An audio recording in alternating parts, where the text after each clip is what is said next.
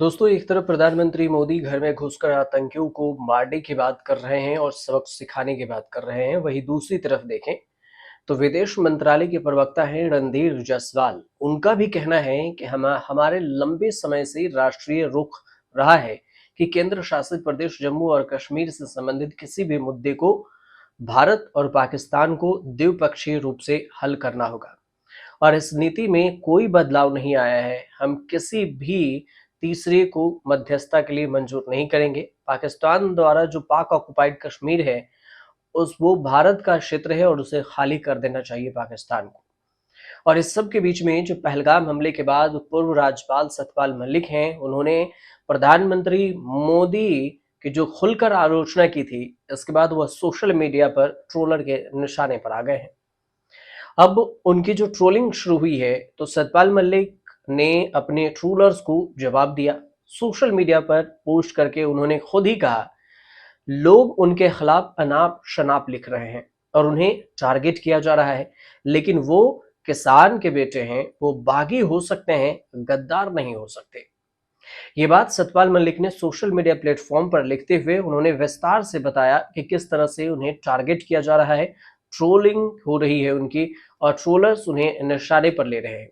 और इसी का पलटवार करते हुए सत्यपाल मलिक ने सोशल मीडिया प्लेटफॉर्म पर लिखा कि बहुत से लोग मुझे सोशल मीडिया पर टारगेट कर रहे हैं और अनाप शनाप मेरे खिलाफ लिख रहे हैं और मैं उन्हें ये भी बताना चाहता हूँ कि मैं उस किसान कौम का बेटा हूँ और मैं बागी हो सकता हूँ, लेकिन गद्दार होना मेरे फितरत में नहीं है और मैंने मेरे जीवन में झुकना नहीं सीखा है। सत्ता पक्ष से मेरे आज भी वही सवाल है। अब सवाल ये उठता है कि आखिर ये विवाद शुरू कहाँ से हुआ, क्यों ट्रोलर उन्हें निशाने पर लेने लगे, आखिर ऐसा सतपाल मलिक ने क्या कह दिया था। तो देखिए, पूर्व राज्यपाल सतपाल मलिक ने पहलगाम हमले के बाद 6 मई को एक यूट्यूब चैनल को इंटरव्यू दिया था और इसमें उन्होंने प्रधानमंत्री नरेंद्र मोदी पर व्यक्तिगत हमले किए।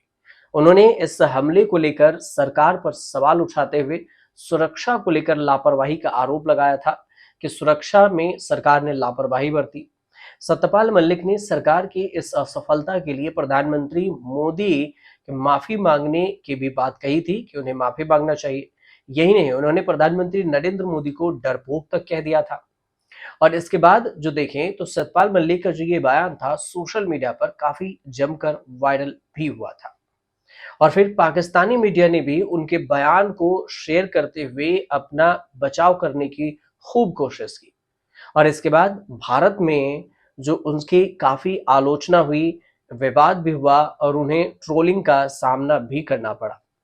हालांकि इस इंटरव्यू के कुछ ही घंटे बाद, मतलब 6 तारीख के शाम के बाद, जो पाकिस्तान में ऑपरेशन सिंदूर को अंजाम दिया गया भारतीय सेनाओं की तरफ से, इसमें आतंक के 9 ठिकानों को तबाह कर दिया गया और इसके बाद देखिए तो सतपाल मलिक ने सेना की इस कार्रवाई का स्वागत भी किया और सरकार और सेना के साथ एकजुटता भी दिखाई थी। बावजूद इसके सोशल मीडिया के ट्रोलर्स के निशाने पर आ गए। अब जो सतपाल मलिक हैं, उनके बारे में ये भी समझ लीजिए कि इससे पहले भी वो कई बार बयान दे चुके हैं। जम्मू कश्मीर के अलावा वो बिहार, गोवा, मेघालय के राज्यपाल रह चुके हैं और पद छोड़ने के बाद से ही वह प्रधानमंत्री मोदी के आलोचक बन गए और वह अलग अलग मुद्दों पर सरकार की खुलकर आलोचना भी करते रहे हैं, जिस वजह से उनके उन्हें निंदा का भी सामना करना पड़ा है। अब सतपाल मलिक की बात करें तो सबसे ज्यादा सुर्खियों में तब भी वो आए थे जब सीबीआई ने उन्हें पूछताछ के लिए बुला लिया था और ये जो पूछताछ के लिए बुलाया था, ये एक इंटरव्यू में ही उन्होंने पुलवामा हमले से लेकर जम्मू कश्मीर की जो सियासत है, उस पर तमाम बातें कही थी। 24 जुलाई 1946 को बागपत के जाट परिवार में जन्मे सतपाल मलिक की जो उम्र है, महज 1.5 साल की थी और तभी उनके पिता बुद्ध सिंह का देहांत हो गया था। ये परिवार की कुछ कहानी है जो परिवार के बारे में उनको आपको बता दे, तो उसमें सतपाल मलिक शुरुआत से ही बगावती तेवर वाले रहे हैं। मेरठ कॉलेज से उन्होंने बीएससी और एलएलबी की पढ़ाई की और उसके बाद जो मलिक छात्र संघ के नेता भी रहे, सियासत में पहुंचे, तरक्की की सीढ़ी लगातार चढ़ते भी गए, कई राज्यों के राज्यपाल रहे। सतपाल मलिक का जो सियासी सफर है वो 1974 में शुरू हुआ। चौधरी चरण सिंह की अगुवाई वाले जो भारतीय क्रांति दल के टिकट पर वो बागपत विधानसभा सीट से चुनाव लड़े।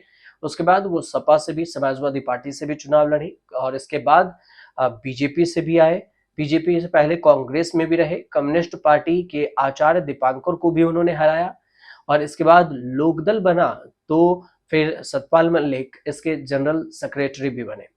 और इस तरह से देखें तो 80 के दशक से लेकर 2020 तक वो 20 तक कहीं ना कहीं राजनीति में रहे और राज्यपाल भी बनते रहे। बीजेपी की तरफ से ही उन्हें राज्यपाल बनाया गया, जिसमें बिहार के भी राज्यपाल रह चुके हैं। तो इस सब के बीच में वो काफी बयानबाजी भी किए और इस बयानबाजी की वजह से सतपाल मलिक निशाने पर भी रहे और उनकी आलोचना भी होती रही। उम्मीद करते हैं कि आपको ये रिपोर्ट अच्छी लगी हो और अगर लगी हो तो हमारे चैनल से जुड़िए, सब्सक्राइब कीजिए, शेयर कीजिए और कमेंट जरूर कीजिएगा।